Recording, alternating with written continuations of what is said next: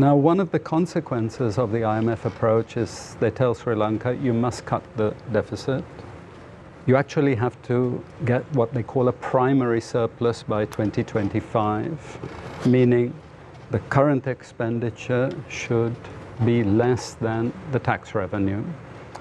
They also say that the central bank should stop printing to finance the deficit, meaning the central bank should not enter the primary treasury bill market and buy any government debt.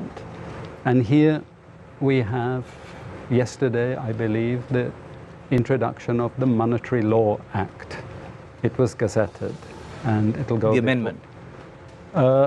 Actually, that's interesting you say that. I keep saying the amendment, but actually this is almost a new Monetary Law Act. This is what I've seen, but my colleagues may correct me. I kept saying amendment, but I don't read that in this.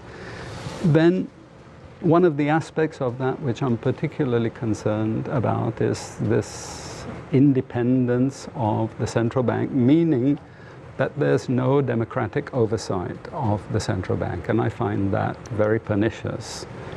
Then the third thing that they're proposing is that we go back to the debt market, the foreign debt market, borrow more ISBs, and I find that really problematic as well. So I have these three criticisms.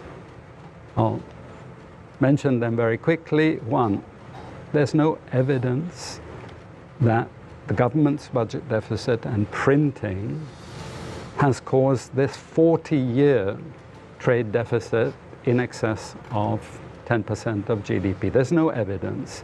We've had periods where actually there's been very little printing and very little by way of a budget deficit, and large budget deficits and a lot of printing, and yet we've had almost exactly the same trade deficit continuously. So for me, there's no evidence, and I've yet to see anybody present that.